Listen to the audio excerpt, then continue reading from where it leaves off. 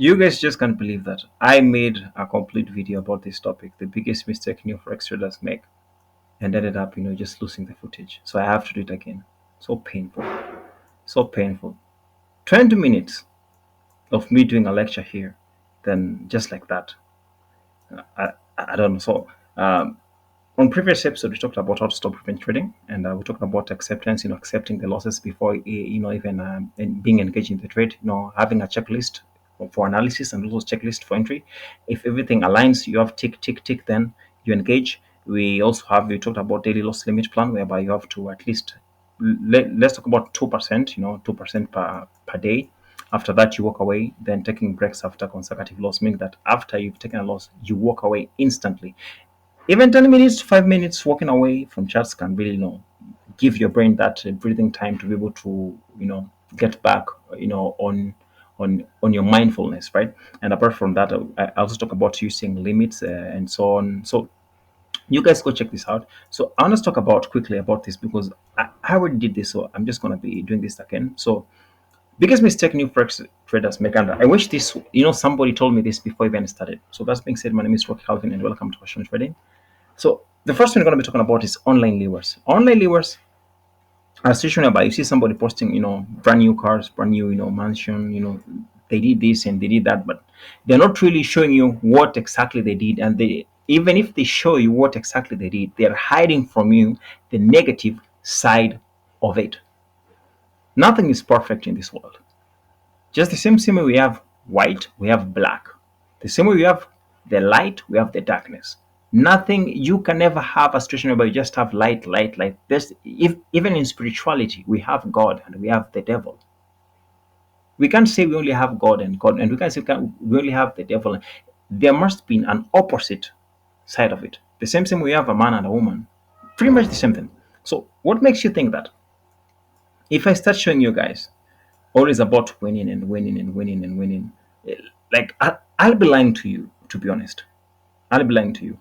I've tried it all. I've tried, trying to, different strategies on during my early years, of this career, and my realization was that everything works for sure. Everything works. The only problem is that we don't usually hold on long enough to see the fruits of our consistency. So, for example, just 1 week losing, or maybe 1 month losing streak, then a person has really switched the strategy. They want anyone. That was me. I used to do that. Just a couple of losses, then you're looking for the next, because now you feel like your strategy is the problem. But the issue is your psychology. Now, these online levers, when you see them, sometimes some of them are good. Really, they motivate you. You have that hope, like, okay, if somebody did this, I'm also gonna do this. Then apart from that, you have this strategy hopping. Now, strategy hopping is something that waste traders a lot of time, and this is where most people usually give up on. Whenever you hear somebody saying that this is a scam, it doesn't work, and they give up on it, just know this person is indisciplined and they lack consistency and do not want to follow a framework of how things truly works, or they even never learned properly. So, because you see, there's a lot of gurus, even when you go, maybe, for example, a platform like this, you'll find a lot of people teaching, let's say, for example, SMC, that smart money concept. Everybody has their own ideas and how they approach these markets. But the question is, are they really teaching it correctly? Because me personally, I've been lied to before. I remember there were some guys like, even, for example, let's say a swing low. Most of you do not even know how to map out a swing low completely. So you might find somebody coming and saying, okay, let's say, for example, somebody will say, this is a swing low here. My friend, this is not a swing low. This is not a swing low. This is not a swing low. Somebody will come and say, this is a swing low. So they say, we have liquidity here. We have liquidity here. And they post it, and I'm like, this is not how it works. That's not it. That's a lie. A swing low is a situation whereby let me give you guys a quick mentorship on this. A swing low is a situation whereby we have the actually a swing low must be created by three candles. So you have the first one, then we have the second one. The second one is the mid one. So the mid one needs not to be touched at all. For example, like this one. So for example, this is the law of this candle. This is the law of this candle, and this is the law of this candle. Did any of these laws touch the one in the middle of the second candle? No. So this is a valid swing law, meaning that this is a liquidity pool. Some people put their stop losses right here. ICT calls this, sell side liquidity. It's the same thing up here. Now, some people will tell you this is a maybe, let's say liquidity, maybe let's say liquidity grab, but this is just liquidity sweep. But some people will, my point is here, not everybody you see doing mentorship or coaching like they're teaching or like they're telling you the truth or the thing that you're supposed to be learning. And of course, if you learn incorrectly, definitely you're gonna pay the price. If you don't do it correctly, you're gonna pay the price, and the price is gonna be in terms of losses and money and finances. So when you also go back to the online levers, um, the fact is that we can't have a business that is always going to give us 100% strike rate every month. Nobody in this world, I repeat again, nobody in this world is untouchable, and nobody has that ability to to always stack 100% wins back to back. We can have those periods whereby maybe a week you have 100% strike rate, everything went well, but it won't stay like that forever. The following week you might have a couple of losses and so on, and if you are reckless with the risk management, you're going to lose it all. It's the same thing with business. So if I assume that I'm making 100K per month, okay, and on worst months I lose like 30, right? So sometimes I can have these worst months consecutively. I can have even 4 or 5 of them. But as much as I make 100, maybe just having, let's say a year we have like 12 months, right? 12 months. If I say like I only have let's say 4 months that are profitable, but the rest of the 6 months it's always losses, losses, losses. So see the bigger picture here. In just 4 months, I'll be up 400K, but in the rest of the 6 months, I'm gonna be negative. Now we're gonna multiply 30 times 6. Okay, so at the end of it, you'll find that I'm still profitable despite having too many months that are unprofitable, because my risk reward, or in terms of my consistency, like repeating the same thing over and over again. So this negative of 6 months, even 7 months, doesn't even bother me at all. They don't bother me at all, because you see, with just a period of uh, let's say like 2 months winning, will take care of all that 6 months losses of negative 30K. If I just win 2 months, okay, if I just win 2 months, I'll be like, that will take care of 6 months, being in a drawdown. So you see the power of it, that consistency. So apart from that, the concept of risk management. When I first began this game, I never knew anything about risk management, and I was just, putting lot sizes. How I feel, I would, full portal, and lose everything, and I go back again. So risk management is very important. You have to ask yourself, first of all, how much, when you lose, or how much are you willing to lose? And if you lose, you're like gonna be psychologically okay. Most of the time, big losses will put us into a situation whereby we can't really think straight, because you'll be like, that money was loaned, that money was meant for something else. So you won't even think straight. But the moment you start accepting risk little by little and understand the concept of compounding, it becomes so beautiful. Like, it becomes easy. It becomes like boring. in real sense. And you see, borrowing is where profitability lies, because when you keep on doing the same thing over and over and over again, and that's why where majority of people don't like, because we are so much engaged into dopamine. We want to feel like we're doing something because that's how we were brought up. That's how the system works. And the matrix or the system kind of creates slaves. People are dependent to it. So when you try to do something out of it, that's why the government usually don't like it. And you see, government is an asset of the system. All these institutions, for example, the banks, the hospitals, the schools, governments included, all these are part of that tools of the system. Right now, a very good example is that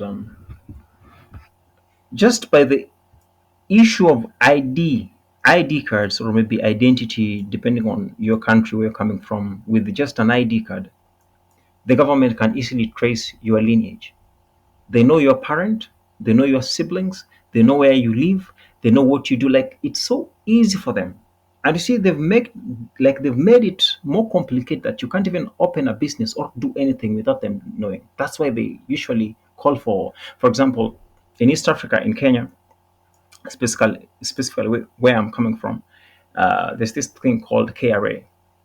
In US, there's the federal. I've forgotten the name of the tax the tax man in there, but it's the tax man. You must have a certain code or pin that is going to allow you to be able to transact, do business, and so on. Even just you can't even open a bank account without it. You see the game they usually play there, so that every single thing you do, because you can't do anything in this world, not unless I don't know which country you're coming from. Maybe in some Amazon, or maybe just some forest whereby there's no government. But as long as there's a community, there's a government in place, there are hospitals, there are schools, and so on. You are part of the system. And you see, this is the thing that we are trying to escape from. And we are trying to escape from something that is way smart, way smart, and we can't just escape it like that. The system created money. If for me, if we take deep analogy into the concept of money, there was a time I was trying to figure out, like, how did money become where it is. It all began with barter trade. People were exchanging goods for goods. Then a little bit, they brought in gold. Then after bringing gold, then now the banks formed a cartel all over the world. Then they start signing papers, and they're telling you, like, if you go to any country anywhere in the world, you show them this paper, this legal tender note of $10,000 or $1,000, they're gonna give you your gold in this form. And then we bought it. Now, after us buying it, that's where now money came in handy. In real sense, money is just a paper, but yeah, we all love money. I like money. I'm not gonna say anything negative about money, because that's gonna cause problems. But that's how the system was created.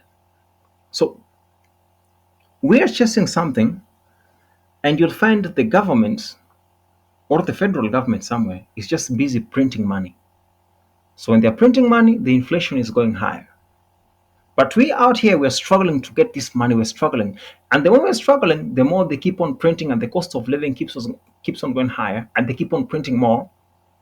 And that's how we also engage ourselves in debt, and that's how we become slaves to the system. So the only way to be free in real sense is detachment to money, which also goes back to these online levers. You detach yourself from the need to make money, the need to, and which is very hard, because the moment you say, what, this month I'm going to be detaching myself from the need to make money and so on, that's when bills are going to come piling up. The system, the matrix, will want to remind you, you gotta get it.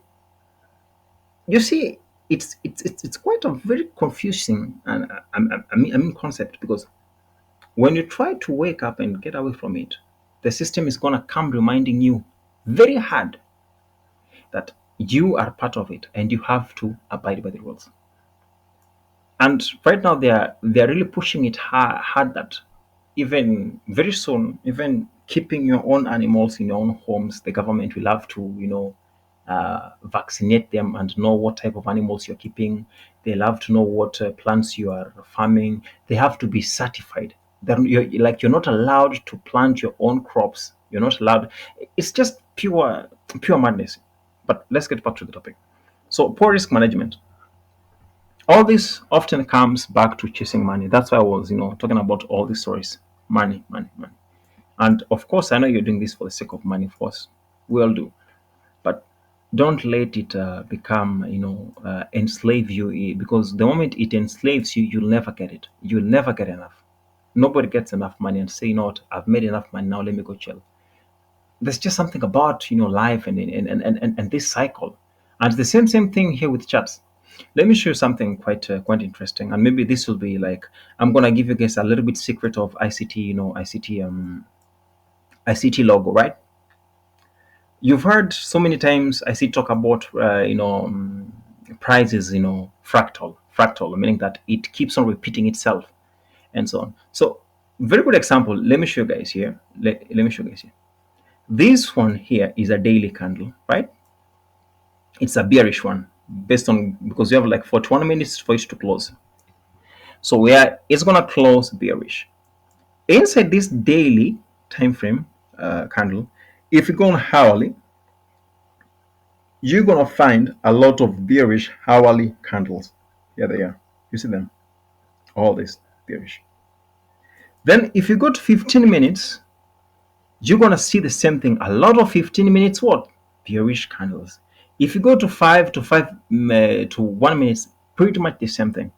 So whatever is happening on, like in Freemasonry, they always have this concept. They say as above, so below. Whatever is happening on higher time frame is also happening on lower time frame, and that's what ICT is hiding always in his, in his logo that most people always try to decode. But yeah, here I've told you guys the truth. It took me quite long to understand that. It's pretty much the same thing also in life. I can say that maybe I'm rich. I can say that, okay? But does that make me the richest person in the world? No. There's somebody who is wealthier than me. And even the person who thinks is wealthier than me has another person above him that's wealthier than him. And below me, there's somebody who's thinking they're richer than me, but I'm above them. So it's a cycle inside the cycle, inside the cycle, inside the cycle, inside the cycle. It's like infinite. We can't. It's just mind blowing. Like the more we think about it, the more we realize that there's no end to this thing. There's no end to it. So sometimes it makes things look like it's useless. We don't even have to struggle that much. But I don't want to go deep into this. This was just, the about the topic of, the biggest mistake Forex traders make, and I hope this was really helpful. I had lost, the first footage or the first lecture of this, and I just had to do it again. And you see, this just because of I'm too consistent. I don't like losing, and I had to, just put this out there so that it can help somebody who really needs it.